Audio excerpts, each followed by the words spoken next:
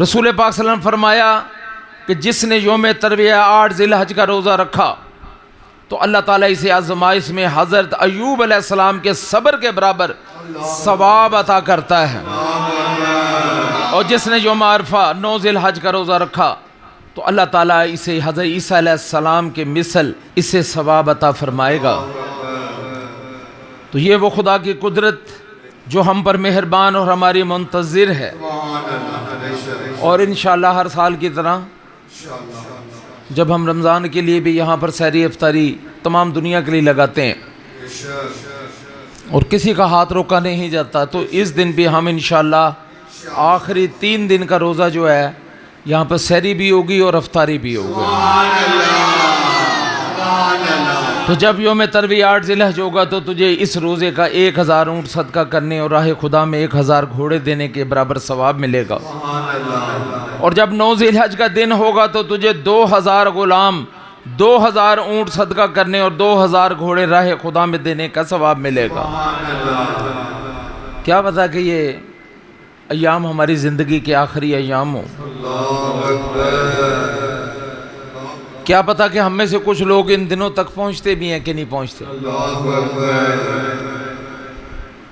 بے شمار قبریں کھدیں گی عید سے پہلے اور بے شمار انسان اٹھا لیے جائیں گے۔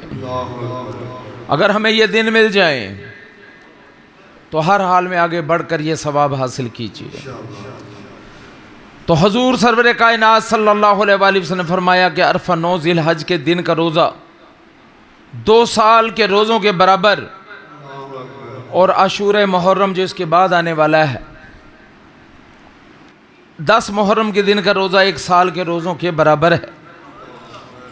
اور ہم نے وعدہ کیا موسیٰ علیہ السلام سے 30 رات اور مکمل کیا اسے مزید 10 راتوں سے۔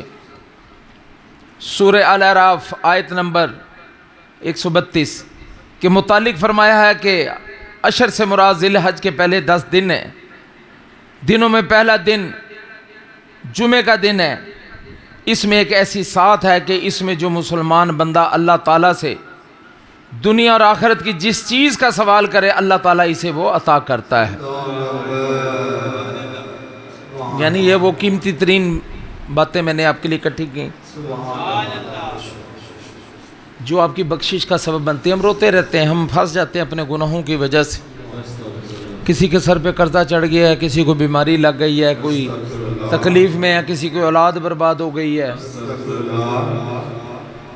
کسی کا رزق تنگ ہو گیا ہے، کسی کا دل نماز پڑھنے کو نہیں کر رہا، کسی کا دل اللہ اللہ کرنے کو نہیں کر رہا۔ تو یہ وہ قیمتی ترین لمحات ہیں کہ جس میں دل بدلتے ہیں، جس میں نصیب نکھرتے ہیں، جس میں تعلق اللہ پیدا ہوتا ہے۔ تو پیارے نبی پاک صلی اللہ علیہ وسلم فرمایا کہ میرے رب نے فرمایا کہ یوم عرفہ 9 ذی الحج جب یوم عرفہ آتا ہے تو اللہ تعالیٰ فرشتوں کے سامنے فخر سے فرماتا ہے کہ اے میرے فرشتوں، میرے بندوں کو دیکھو جو بکھرے بال غبار آلود چہرے کے لیے مال خرچ کر کے بدنوں کو تھکا کر حاضر ہوئے ہیں، گواہ رہنا میں نے انہیں بخش دیا ہے۔ اور 10 ذی الحج جب یوم نحر آتا ہے، بندہ اپنی قربانی پیش کرتا ہے تو قربانی کے خون کا قطرہ ہی بندے کے تمام گزشتہ گناہوں کا کفارہ بن جاتا ہے۔ اس میں صلاۃ الخیر کے نوافل ہیں جس میں ہر رکعت کے اندر آپ 10 مرتبہ سورہ اخلاص پڑھ سکتے ہو، 2 کر کے آپ صلاۃ الخیر کے نوافل ادا کریں ان دنوں کے اندر، باوضو رہیں، کثرت سے اپنے نبی پر درود بھیجتے رہیں اور کثرت سے استغفار پڑھتے رہیں۔ اگر کسی بندے کے پاس نماز کی کتاب ہو تو وہ 5واں کلمہ 100 مرتبہ روز پڑھے، یہ سید الاستغفار ہے۔ اگر منہ زبانی یاد ہے تو بہت اچھی بات ہے، لیکن اگر یاد نہیں ہے تو اس کو سامنے کی پاکٹ میں رکھ لیں اور جہاں کہیں بھی آپ کو موقع ملے بیٹھ جائیں اور بیٹھ کر اس کو پڑھنا شروع کر دیں۔ اور پھر اس کے نظارے دیکھیں کہ اللہ تعالیٰ کتنا متوجہ ہوتا ہے.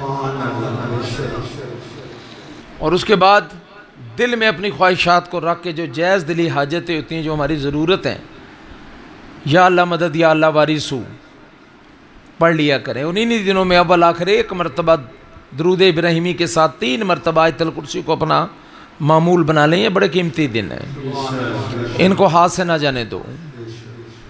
اس سے پہلے کہ یہ دن گزر جائیں اپنے نصیب جگا لو. کبھی پروردگار نے رمضان کا مہینہ دیا، گزر گیا، پتہ نہیں آتا ہے کہ نہیں آتا. ہم نے رمضان سے اب تک بے شمار لوگوں کو مرتے دیکھا اور جنازے پڑھا دیے. کیا پتہ اگلے رمضان تک ہمارا جنازہ بھی ہو. تو میرے بچوں، یہ 10 دن بڑے قیمتی ہیں. اس کی ہر عبادت کی قیمت میں نے آپ کو سنا دی نبی پاک صلی اللہ علیہ وسلم کی زبان مبارک سے. تو یہ اس کو حاصل کرنا ہے ہر حال میں. اور فرض نماز کے بعد جو سب سے قیمتی اور بڑی نماز ہے وہ تہجد کی نماز ہے. پیارے نبی نے فرمایا کہ اس سے بڑھ کر پھر کوئی بزرگی والی نماز نہیں.